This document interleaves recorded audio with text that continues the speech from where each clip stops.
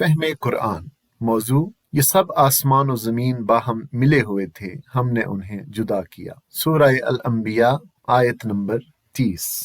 پہلے آپ اس آیت کی تلاوت سماعت فرمائیے، پھر ترجمہ اور مختصر تشریح۔ اعوذ باللہ من الشیطان الرجیم بسم اللہ الرحمن الرحیم۔ اولم ير الذين كفروا ان السماوات والارض كانتا رتقا ففتقناهما وجعلنا من الماء كل شيء حي افلا يؤمنون۔ کیا وہ لوگ جنہوں نے کفر کیا ہے غور نہیں کرتے کہ یہ سب آسمان اور زمین باہم ملے ہوئے تھے، پھر ہم نے انہیں جدا کیا اور پانی سے ہر زندہ چیز پیدا کی، کیا وہ ہماری اس خلاقی کو نہیں مانتے؟ اس آیت کریمہ میں کائنات کا نقطۂ آغاز بیان کیا گیا ہے کہ ابتداً تو صرف ایک تودہ تھا جو مختلف چیزوں سے مخلوط مادہ تھا، اسی کو کھول کر اللہ تعالیٰ نے زمین و آسمان کو پیدا فرمایا۔ اصل میں رتق اور فتق کے الفاظ استعمال کیے گئے ہیں۔ رتق کے معنی ہے یکجا ہونا، اکٹھا ہونا، ایک دوسرے سے جڑا ہوا ہونا، اور فتق کے معنی پھاڑنے اور جدا کرنے کے ہیں۔ تو ان الفاظ سے جو بات سمجھ میں آتی ہے وہ یہ ہے کہ کائنات کی ابتدائی شکل ایک تودے کی سی تھی، پھر اللہ تعالیٰ نے اپنی بے پناہ قوت اور کمال قدرت کے ساتھ اس کو الگ الگ کر کے زمین اور دوسرے اجرام فلکی جدا جدا دنیاؤں کی شکل میں پیدا فرمائی، اور ان کے درمیان خلا کا فاصلہ رکھ دیا۔ گویا اس سارے تخلیقی عمل کا اظہار اس ایک فکرے میں ہو گیا کہ آسمان اور زمین بند تھے، یعنی باہم ملے ہوئے تھے، اور ہم نے انہیں کھول دیا، جدا کر دیا۔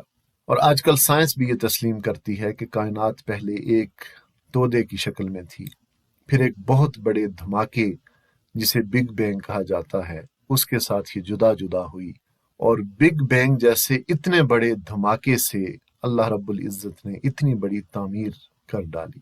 دھماکوں سے تو تباہی ہوتی ہے، اب اللہ کی طاقت اور قدرت کا کمال دیکھیے کہ اللہ نے دھماکے سے زمین و آسمان بنا دیے، سورج اور چاند تخلیق فرما دیے، اربوں کھربوں ستارے سیارے اور کہکشائیں بنا ڈالی، ان کے مدار اور رستے متعین کر دیے، ان میں کشش ثقل پیدا کر دی، ان کی حرکت کو توازن بخش دیا۔ کتنی طاقت ہے، کتنی قدرت ہے ہمارے رب کی، سبحان اللہ۔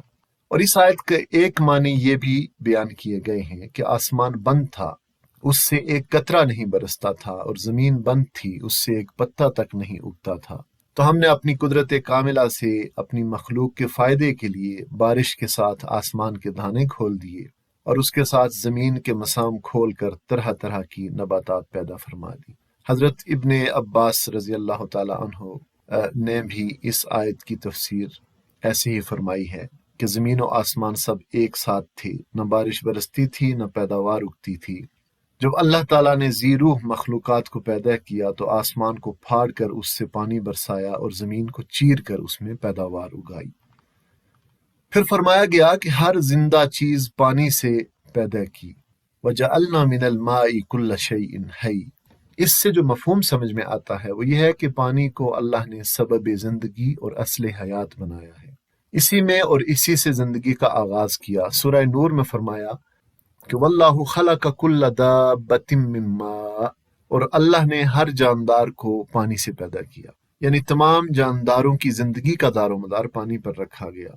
چنانچہ ہر جاندار کی تخلیق میں، اس کے وجود اور بقا میں پانی کا کوئی نہ کوئی دخل ضرور ہے، خواہ بلا واسطہ ہو یا بالواسطہ، اور اس میں انسان، حیوانات، نباتات سب شامل ہیں، اور یہ سب پانی کے بغیر زندہ نہیں رہ سکتے۔ تو کیا کفر کرنے والوں کو، نہ ماننے والوں کو، انکار کرنے والوں کو اللہ کی یہ خلاقی نظر نہیں آتی؟ اتنی بڑی منظم کائنات کا باہم ربط و ضبط، اور اللہ کے متعین کردہ اس کے طبعی قوانین، جن میں یہ تمام مخلوقات، زمین و آسمان، سورج چاند ستارے، کہکشائیں، سب کچھ جکڑا ہوا ہے، انحراف نہیں کر سکتا۔ کیا اس سے ان لوگوں کو یہ بات سمجھ نہیں آتی کہ اس سب کا تخلیق کار، اس کا مدبر و منتظم اور اس ساری کائنات کا مالک ایک ہی ہے، اور وہ اللہ ہے جس کا کوئی شریک نہیں، اور اسی کی بندگی و اطاعت کا رستہ زندگی گزارنے کا صحیح رستہ ہے۔ ہم ایمان لاتے ہیں اللہ ہمیں اپنی ان تمام نشانیوں سے صحیح سبق لینے کی توفیق عطا فرمائے۔ آمین ثم آمین۔